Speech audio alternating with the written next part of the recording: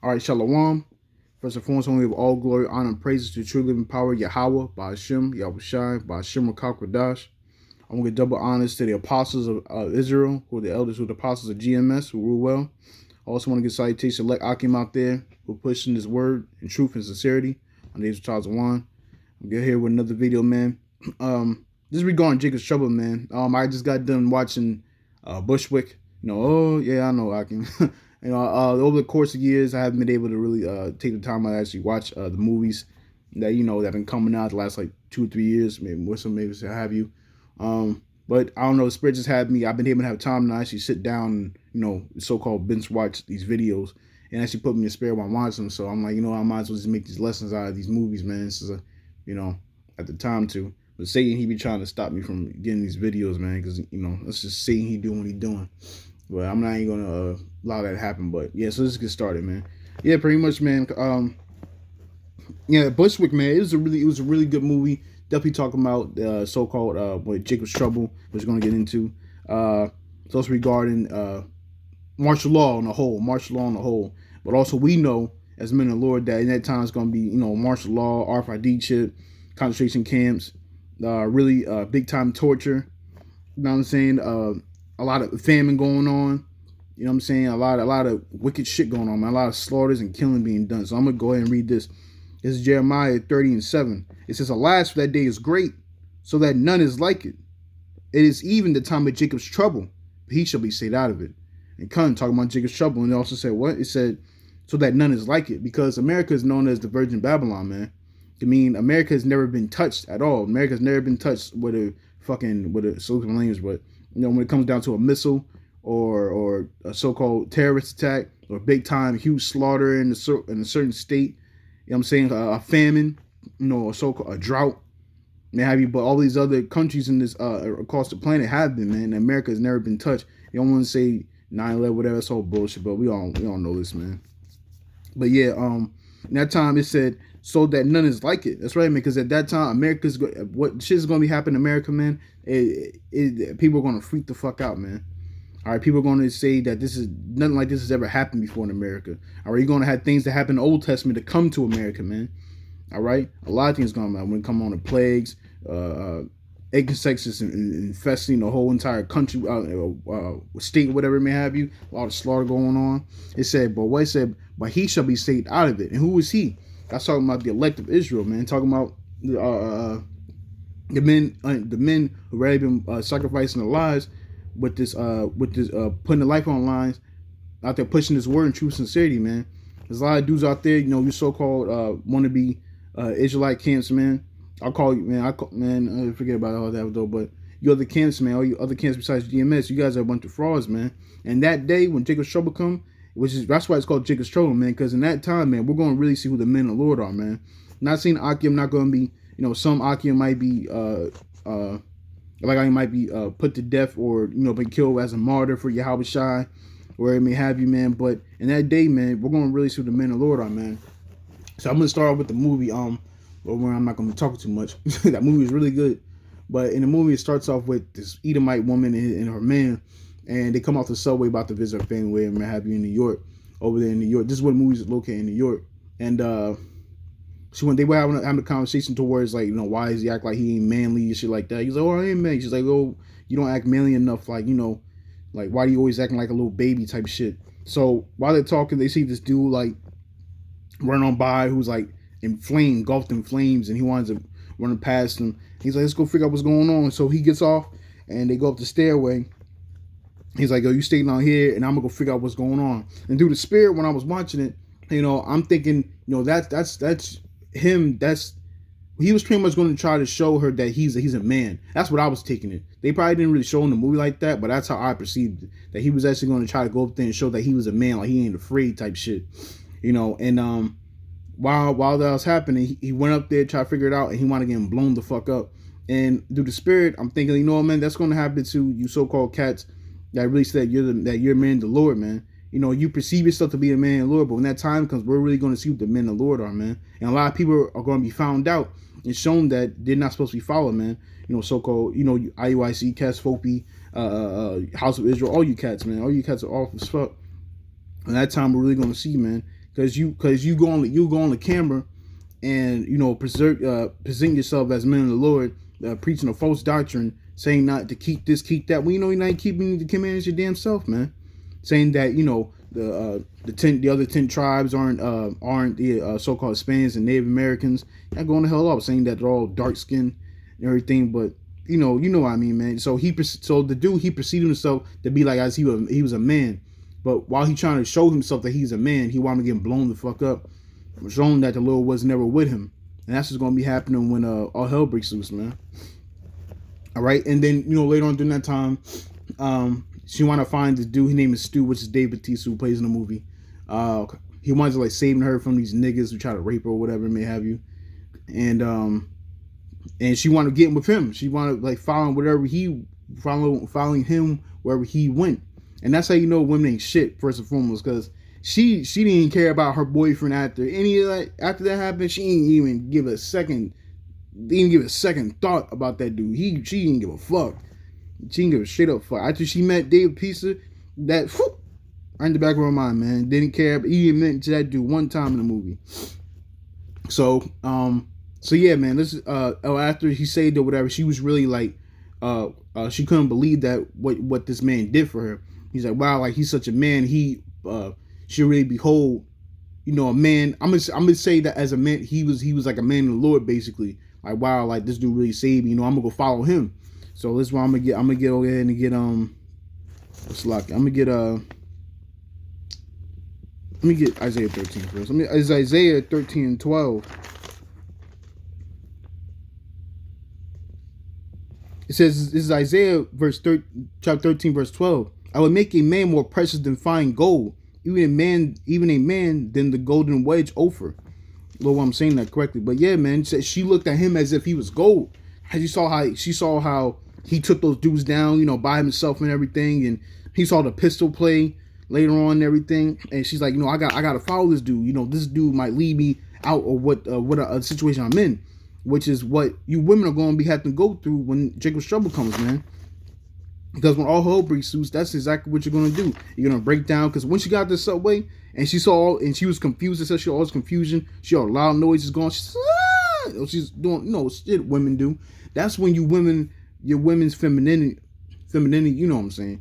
That's when women are actually going to be real women. You're going to be feminine. Okay, you're going to know not to just shut the hell up and just follow what the hell your men's saying. Not to buck up, not to feel as if because you're in Esau society, you could just buck up against your men, tell them to shut the hell up or be above or so-called independent. All this shit's going right out the garbage, man. All right, open your mouth where you don't need to open it.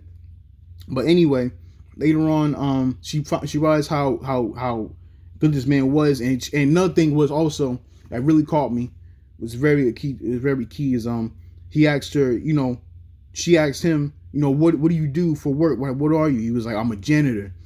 And you know what, man? Because she said it was a janitor, she didn't give a fuck. She didn't give a fuck he was a janitor. Even though a janitor is a real low state of occupancy, or when you come with occupation. She said pretty much regarding that, she's like, you know what? Fuck that shit. This dude he's legit. He's legit shit. Like, I really want to get with this dude. He gonna help me out in the situation I'm in. You know what I'm saying? So that goes to show you, us as brothers in this truth, man, the Lord gonna have us to where, his prophets, what I'm saying, we're not gonna do as well as certain people in this world, man. Some of us might work a lowly job, might be a dishwasher, might work a bullshit kitchen job, or a fucking a delivery job, or a warehouse job. That's a big one. Factory jobs. Is what a lot of us working these type of jobs, man. And we're looked at as, poor men, or men that are not, on not on a certain level in this world, man, because we work on these lowly jobs. So, always people look at us now, they about, look at this nigga, he ain't shit. He live in a studio by himself, got a woman or a girl. You might hire a woman, or what's your occupation? Or I work as a janitor or some shit like that. They like, nigga, I ain't with that. I need to get a nigga with a car, 3 cars. I need a nigga with 2 houses, you know what I'm saying? Or he gotta be Edomite, or he gotta be come with the money straight up type shit. You know what I'm saying? Shit women do, man. And when that time comes, Jacob Troubles comes, man, all this shit's gonna be going out the window. They gonna be looking for a man of the Lord. Because you women out here that see us on the highways and byways preaching this word, true sincerity, through how spend power, y'all by Shema Shai, of course. You look at us, you be like, oh, look at those niggas in disgust, like a perpetual hatred for us, man. When you don't really hate us, you hate the Lord, man. We hate the Lord because we're just the Lord's mouthpiece, man. But when that time comes, you women are gonna be trying to look for us, man. You know what I'm saying? And then later on, I'm gonna continue on. I ain't gonna talk too much. Later on, after they try to look for the grandma, whatever, grandma was dead, and she wound up saying, "No, let's go to my sister's house really quick. I need to find something." So, she saw. So during that time, she saw the pistol play he was doing, like, he told him, leading her, directing her, go this way, do that, do that, do that, do that. And she was following on. She was alive. She was glad to be alive. Like, well, I can't believe this man really saved me, type shit. So she looked at him as gold, man. Looked at him as gold.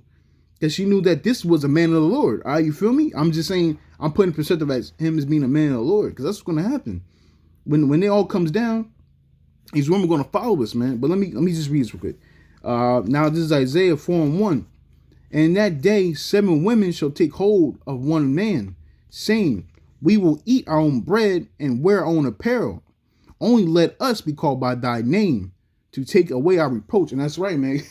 And that's right, because later on in the movie, she's like, oh, I'm going to go see my sister. And, he found his sister, whatever. And the sister and him were alone. Dave Bautista, his name was Stu in the movie. He's like, oh, what do you do? He's like, I'm just a simple janitor. He's like, fuck out of here. And you know what it was, though? She beheld the spirit of the Lord on that dude. Like, wow, now this is the real man of the Lord. You know what I'm going to do? I'm going to entice him with my beauty. So she's like, she's all loose, you know what I'm saying? She got a little bra and panties on, a little thong or whatever may have you. And she's like, you want some ass? She's trying to give him the ass, whatever. And he's like, no, I'm not with that. But that goes to show you that this woman beheld that this man was a man of the Lord, man. But in the movie, pretty much, she saw that he was a soldier, a Marine. It's like, ain't no dude going to be doing all this and not just be a simple janitor. And she's like, yo, I'm going to give myself unto him. And that's what you women are going to be doing, man. Because I'm reading this again. It says, in that day, 7 women shall take hold of one man. It says, we will eat our own bread and wear our own apparel. Only let us be called by thy name to take away our reproach. That's right, because they want to follow him, man. They want to follow him to get out the situation that they're in, man. And that's what's going to be happening when this time comes, when all hell breaks loose, man. Okay? Let's get another scripture. This is, get Isaiah 33:6. Almost past it. It says, that's right, and before I read this, of course, because he was a Marine, they knew that he was very skilled in the position that they're in. They're pretty much in a whole war zone, and they're skilled, and he was skilled to know how to deal with this type of shit. Same thing with us. We're skilled. We're skilled when Jacob's troubles come. The real men of the Lord are going to be skilled to know what to do, man. Why? Because they know that. I'm gonna read it. It says, verse 6, and wisdom and knowledge shall be the stability of thy time, and strength of salvation. The fear of the Lord is his treasure. That's right. Let me read it again. It says, in wisdom and knowledge shall be the stability of thy time. Because wisdom and knowledge is going to be stability of that time, man. Knowing what? This Bible, man. And also your works and your faith are going to be what guides you, man. Because if the Lord seen what you were doing before this happened, man, he knows that he's going to take care of you for what you've done. It says, shall be stability of thy time and strength with salvation. The fear of the Lord is his treasure. That's right. The fear of the Lord is his treasure, because the scripture says that the fear of the Lord is this Salakia. Oh my God, I can't even do this. The fear of the Lord is the beginning of knowledge and wisdom. So if the beginning of knowledge and wisdom, the fear of the Lord, what are you gonna be doing? So like, you're gonna be out there preaching the word on the highways and byways. You're gonna be doing these videos. You're not gonna be some on-camera Israelites, man. You're gonna be all-camera Israelites too, man. I remember watching Nipsey Hussle. I'm saying when he died, whatever, they had like these interviews with him, things he said. And he had an interview, and he had I talked with his daughter, like, that, and I talk to her every morning type shit. Like, we go through a routine, like, what are you doing this time? We do that. And he asked her, how do you become a true leader? Or what is a true leader? She said, when you do good things when the cameras are off or when nobody's around. I was like, wow, that was deep. Because that's what it is, man. It says that, it says the fear of the Lord is his treasure. And the fear of, and you know what I'm saying, that's the treasure that we're going to uphold. Because you so-called Israelites out there, you on the camera saying that you just stand at third, like you don't do certain things. Yeah, you got to do that. Niggas don't do it yourselves, man. Niggas don't do it yourselves. And that's why that dude who went up in the stairwell trying to see what's going on got blown the fuck up. Because he wasn't a real man of the Lord, y'all. All right. But yeah, pretty much, man. And then after that, her and her sister wind up following the one dude. You know what I'm saying? And they wind up, following him everywhere. They pistol play everything. They getting caught in other situations and everything. And that pretty much happened, basically. But yeah, man. Also, when Jacob's Trouble come in, in the movie, man, the dude Stu and in the first girl that he was with wound up dying, which is like fucked up. I was like, damn. But he kind of messed up because he was getting all emotional. He was getting all emotional and shit, talking about, oh yeah, I'm tired of death and everything, which is fine. It was a movie, it's whatever. But he kind of got a little distracted, and boom, he got one getting shot from like some chick or whatever. But at the end of the day, even he said it in what we read in Jeremiah 30:7 about Jacob's Trouble, it says that he should be saved out of it, man. That's right. Well, I'm not really talking about the movie no more now, but that was just to show you that that movie was really good. Also, a major key about that is these major cities that's going to be happening to these major cities, man. Like New York, out there in California, Chicago, all these major cities that happen in America, man. A lot of these tragedies are going to be happening because they talked about in the movie how like, America was split off from like Texas, something like that. And also, we all know that America, when this shit goes down, America's going to be cut off in different sections, man. You're going to have a section, B section, C section, or maybe they might count as a number or whatever may have you. It's going to be cut off, man. It's going to be, and even the movie, it talked about how there's going to be curfew and to stay in your homes at a certain time and everything. And it's just going to be going down, man. But the Lord's not, but at the end of the day, the Lord's going to save his elect from it. Because like we just read, in Jeremiah, it said that he should be saved from it. The elect, man. So also these major cities, when that shit goes down, even in the movie Independence Day, everybody saw those aliens come through and everything. A lot of these key things that we know about, or in these so-called movies, it's that all of them take place in major cities or states. All these movies like Independence Day, Bushwick, all all these other movies that we watch, all take city in major places, and this is why. This is Revelation 1:7. It says, "Behold, he cometh with clouds, and every eye shall see him." How? Because nowadays we just use what? We just use the phone now, man. The Lord put the spirit on these people has to use these phones for everything, man. Something going down, they automatically pull up the phone. And that's the spirit of all these so-called Americans nowadays, man. And they go on to automatically what? Record. That's the first initial. It's in their spirit now to do that, man. Anything that's going on, they automatically record. So it says, "Behold, he come with clouds, and every eye shall see him, and also which pierced him, and all kindreds of the earth shall well because of him, even so Amen." And speaking of, like I said, the phone, you got the Facebook, so-called Snapchat, you got YouTube, Daily Motion, you got all these big time apps or things that people came up on. You literally just have to just point and record, and then boom, and record, and the whole entire world can just see off of one person's phone. And that's how everybody's gonna be doing. But you ain't really need the phone. The chariot's gonna be coming and say, "Come with clouds," is gonna cover the sky, man. The sky's gonna be dark, and every eye shall see, man. And every knee shall bow down, every tongue shall confess, man.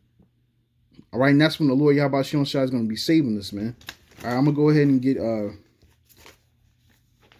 it's 1 Corinthians. What am I doing? It's 1 Corinthians 15:52. Come. But yeah, before I read, this pretty much I'm going into now was Lord is after all this is over, because like I said in that movie, they tasted death. Stu and the girl and his sister wind up being free. She wound up being saved, but she got shot and everything. But I guess she lived later on. But yeah, man, that's the man of the Lord, man. We got to think about this, man. When all hell breaks loose, we're gonna be having this famine and all this other stuff. And the Lord asks us, why I find a little faith, in those times where I see even a little faith. Because, man, the famine's going to be coming through. And we really have to believe on the Lord, man. That movie was just a big eye-opener to me, that all hell breaks loose. Are you really ready? Are you really ready for Yahweh Shai to come through? Or are you even ready to go through Jacob's trouble? Are you really going to be able to believe on the Lord that he's going to take care of you, man? You know, because I know the Brother War is so I'm about to read this. He just came to my Brother War just came to my mind. He always brings out that in the twinkle of an eye, man. Once that you might be on your head might be on the guillotine, and you might Esau telling you, yeah, that's right, nigga, you go ahead and take this chip.